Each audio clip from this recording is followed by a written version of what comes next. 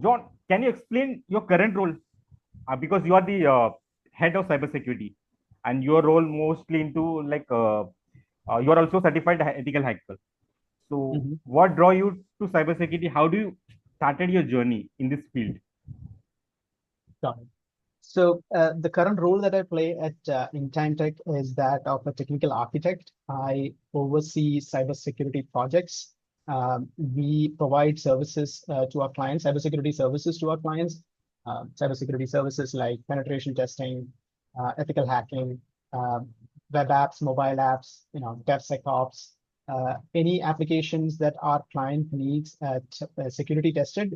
We come in as experts and test their applications and report vulnerabilities that we find responsibly. And I have a team of close to 10 members who work with me on various projects, serving various clients. And it's our mission to help our clients stay secure, stay free from vulnerabilities, and help them secure their applications before an adversary could compromise it. That's my current role. I lead the team. I help them technically. I help them grow also technically, and then take care of delivering these cybersecurity projects, and also at times also get the opportunity to roll up my sleeves and work as a penetration tester in certain projects. This is my Hmm. role currently, and I my journey into the cybersecurity field, it's one that is filled with mostly being fortunate to enter a field that I really like. From childhood, I had a passion for computers, like sitting in front of computers, spending time with computers, and really seeing how Okay. computers work under the hood. I was fascinated about how viruses are made. The first time I got my computer, I got onto the internet and then just started searching how you can do things with a computer in hand, right?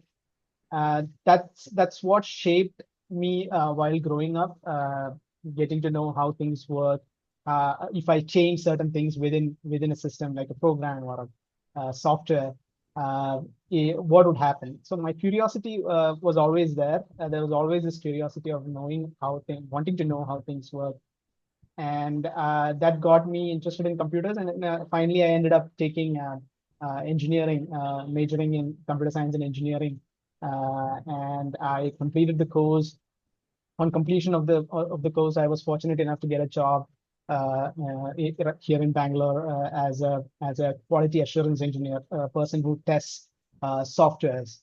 Uh, Again, relating back to my curiosity, right? Hmm. I always wanted to know what are the things that work under the hood for an application, and that helped me grow in my quality assurance role in my first organization, just fresh out of college, a fresh engineer, just wanting to know and wanting to learn a lot of things, and just want to be want to be really good at what I do. You are, That's you that. are, you are, John. Yeah. At the same Thank you. time, like you're the head of cybersecurity.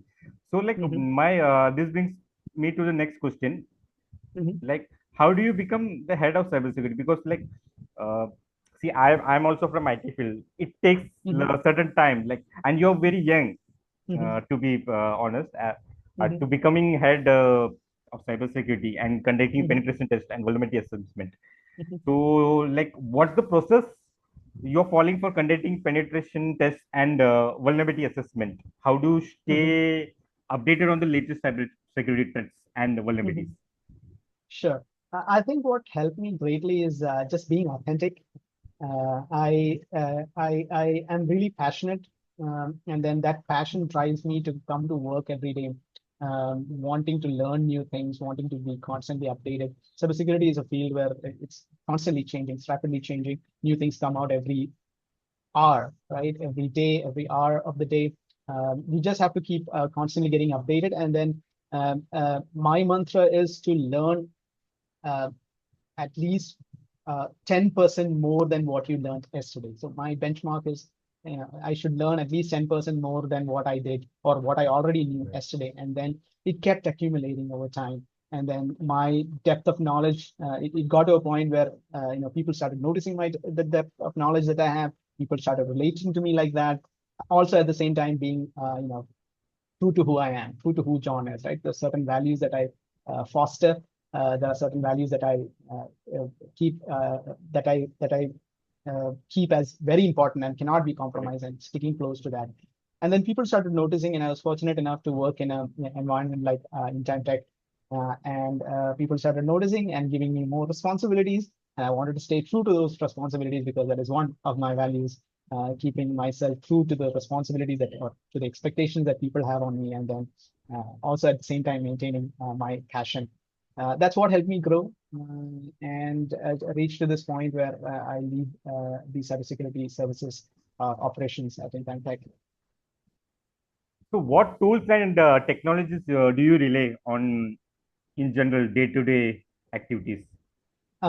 So within the cybersecurity field, we don't stick to a particular technology. We are mostly technology agnostic, in the sense we don't get too much technology, but then we have to work with constantly we have to constantly adapt ourselves to the constantly evolving technology landscape, right? And we keep ourselves updated on all kinds of technologies, and the tool sets that we use, mostly open source and commercial. We have a mix of, we use a mix of commercial and open source tool sets, mostly industry standard tool sets like, ZAP, Burp Suite for web application penetration testing, and staying as close to getting ourselves updated as possible, and not sticking to it. Again, depends on client requirements, and based on the client requirements, we modify our tools, we change our tools, we move things around, and then try to figure John, out vulnerabilities as much as possible. Correct. John, what's the most challenging security breach or incident you have worked on, or any kind of any observation you have which you like to share? Yeah, as far as security breaches are concerned, I think even if you invest millions and millions of dollars into putting tools, processes, and technology to protecting an organization, at the end of the day, human error, right? The humans are the weakest link in an organization. I think that's the greatest challenge that we need tackling as a cybersecurity community. Instances of people being phished. You send a phishing email, and then somebody clicks on a link, and then the entire organization gets compromised, even though the organization had millions and millions of dollars invested in antiviruses, firewalls, SIM solutions, and all of that. It's just a click away from getting compromised. So that's the biggest challenge that I've seen across organizations, across domains. People, not being aware and getting tricked into divulging information and then compromising their organization. So John, this brings to the next question, John, because we've been asking questions related to your profile as well. Also, certain elements based on we want to explore deep inside how the cybersecurity works. So this brings to the next question, John. You might know about the recent incident happened with Ranveer Alapatia, right? So yeah, Shubhankar were discussing this about the last episode. So he said that it is like something in India, cybersecurity is still a new thing. So I mean, your organization is doing a fantastic job, by the way, and you are also doing the fantastic job, because cybersecurity, not if you see like many of the founders or leaders, so people are not still talking or not giving that much priority at this moment in India. In global they are, but and so why do you think cybersecurity is important, and like you might also seen in news also, like big MNC, as you mentioned, there's always a threat of getting hacked. So what are the root cause of these incidents? How what can be done to get things resolved? Yeah, I think when you look at it, right, when we were little children, our parents used to tell us, when you go out, don't buy sweets or don't take anything from strangers. Don't talk to strangers. Don't accept anything that the strangers give. That was the reality then. In the real world, because our parents or our grandparents went through that process of taking things from strangers and getting into trouble and things like that. So that was the reality when you go out in the physical world. Now, in today's age, the world has transitioned into a virtual world where you can go sit on your computer and meet anybody across the globe, right? It's still like going outside, but then at a larger scale, meeting people from all kinds of places all over the world, but all virtually. Now, when you look at it, you have to look at it from the point of, going out and meeting strangers. Do not trust them. Like, do not trust everything you see on the internet. Do not trust everything you get through the internet. Uh, Similar to what our parents used to teach us when we go out. Don't trust strangers. Don't talk to even when you do business out in the physical world, right? You need to take care of certain things. You need to be very mindful of who you're dealing with and things. Same applies to the virtual world. I think there's a gap in that application that you don't apply the same level of trust, same level of dealing with things in the physical world to the virtual world. I think that's what causes these kinds of breaches where people implicitly trust anybody on the internet. As long as it is just an email, you just trust that it is coming from. Let's say you receive an email claiming to be coming from me. You just implicitly trust that, okay, it might be John that is writing.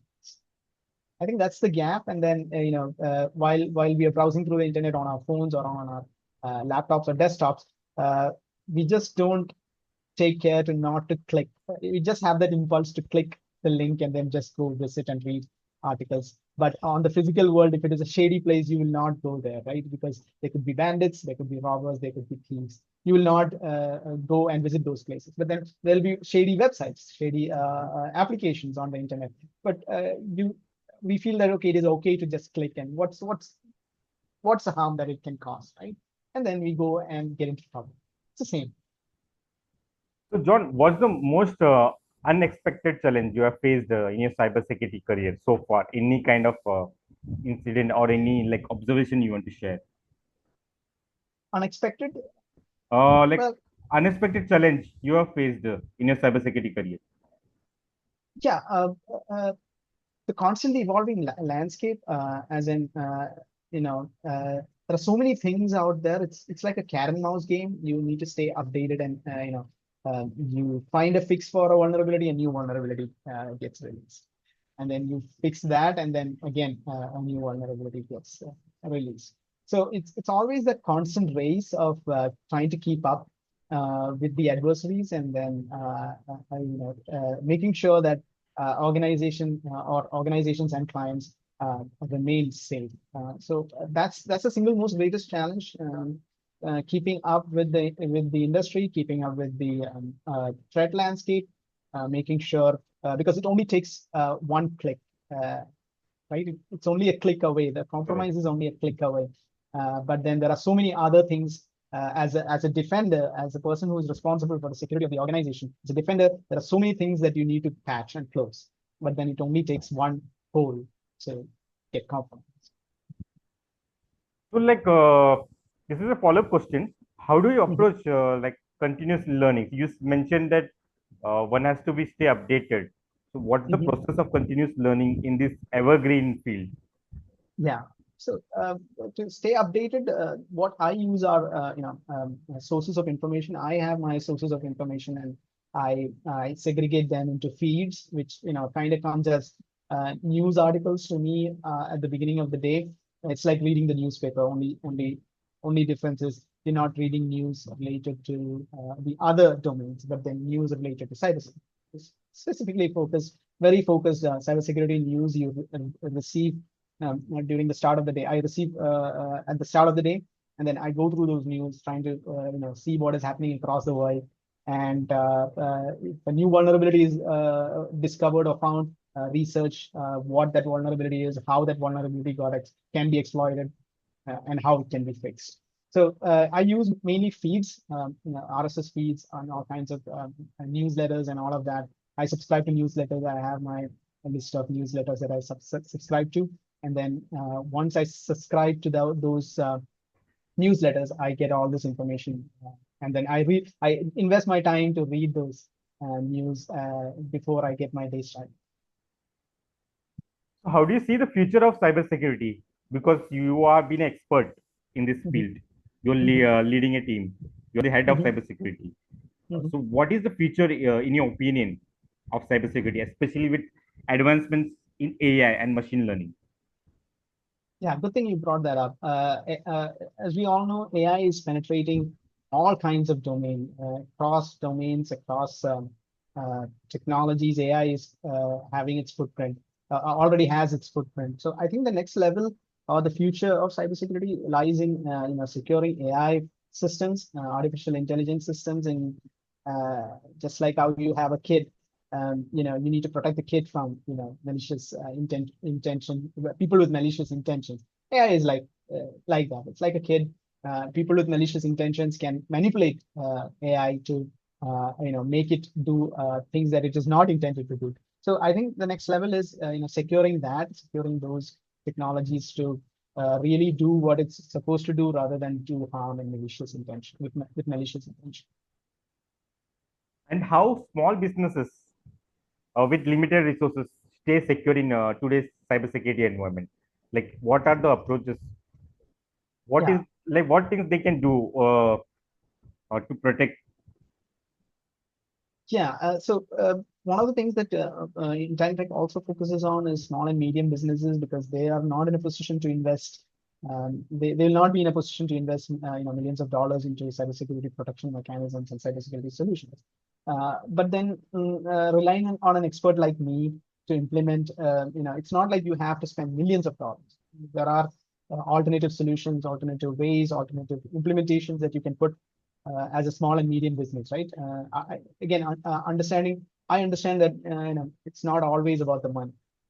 It's about protecting the organization. So it need not be that you have to invest a lot of money into protecting. There are solutions. There are technologies that you can implement even while spending less money. You can implement all of these solutions: protection against phishing, protection against malware, protection against unauthorized access. You can implement all of these solutions and keep your business safe. It's just that you need to prioritize this and talk to the right people to get these things implemented.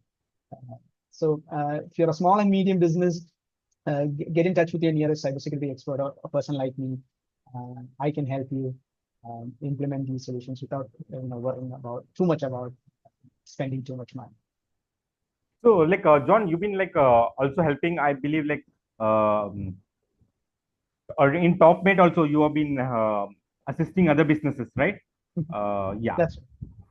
So yeah, this is for audience. Like, you can get in touch with John because he's the expert. He's the pro in cybersecurity. Also, he's leading the team, so he knows in and out like any kind of issue if you face. So I have also pinged his LinkedIn as well as a TopMate like profile in this like video.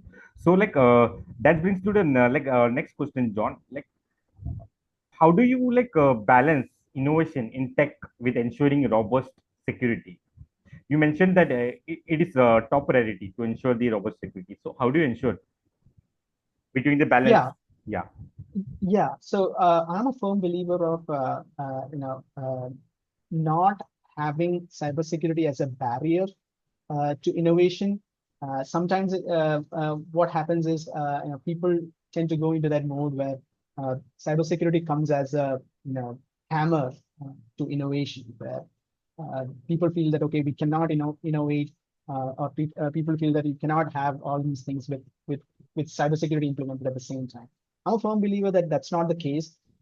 Cybersecurity is always an enabler, not a preventer. It doesn't prevent innovation. It just enables people to innovate in a secure manner so that they remain safe.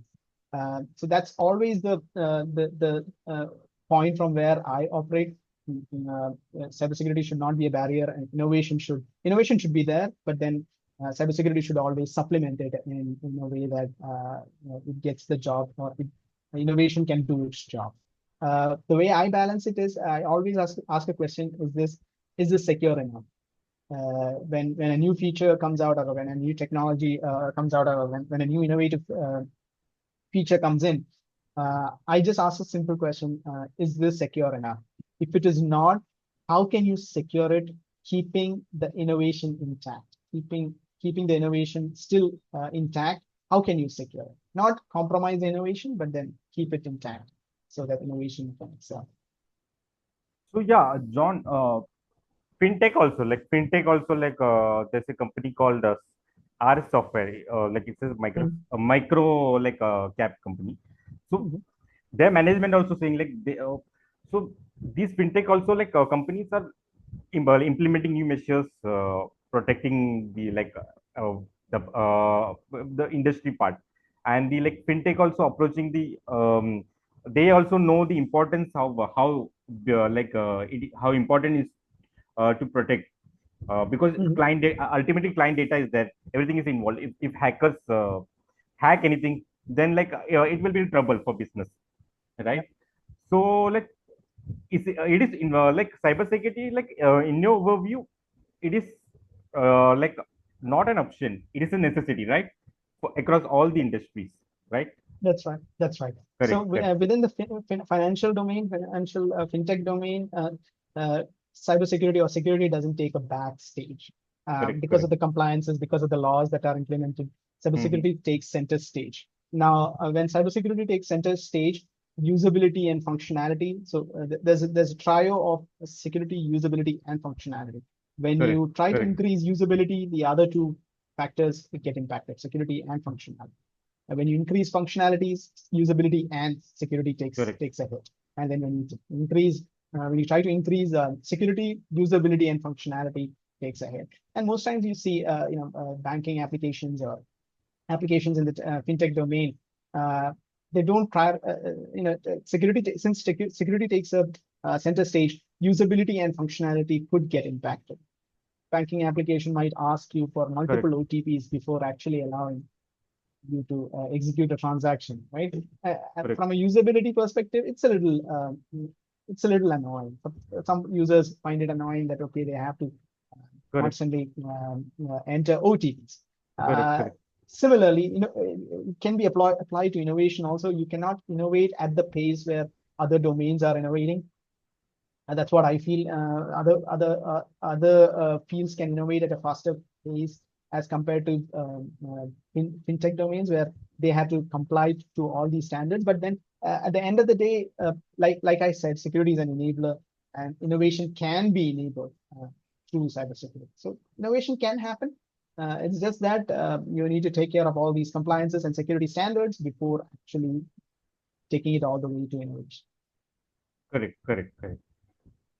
So like how important is in your field collaboration with other cyber security professional? It could be in anyone, like it could be like other domain, or to understand the overview. How important? Right. Like, So I think yeah, as a community, we need to constantly network. We need to constantly talk to other people because it's not a lone battle. You're battling against the bad guys, and then you correct, don't have to do it alone. correct, You correct, can network with other people from other domains, find out innovative solutions. Because the problem or the adversaries, uh, they can be tackled only by cooperation. And cybersecurity is a shared responsibility. Uh, Everybody has a stake in it, be it developers, testers, cybersecurity engineers, stakeholders. All of us share that responsibility of being cyber secure or being secure in the cyberspace. So collaboration is highly essential. And then as a professional, for me, I like going to meetups and then conferences and networking with other people and talking to them and getting them to share how they tackle the challenges that I face. Is there a different way of tackling this challenge? Maybe I tackle this challenge in this way. They might have tackled it in a different way. And how can we discuss this and then come to even more innovative way of tackling that challenge? Maybe combine these two methods and then bring about a new method that can tackle that challenge. So I feel that collaboration is highly necessary. especially with law enforcement agencies. If we can collaborate with law enforcement agencies, we can unite, fight the battle from a united front against Right. these bad guys. So different industries, like you've been dealing with stakeholders at the same time, other industries as well, like across the, it could be fintech, it could be the banking, it could be even though manufacturing sector as well. So like is there any similar approach or different approach for across all the industry? Yeah, so it applies differently to different industries Hmm. because law is not the same for all the industries. Laws, compliances are different for different industries, be it healthcare or finance. It applies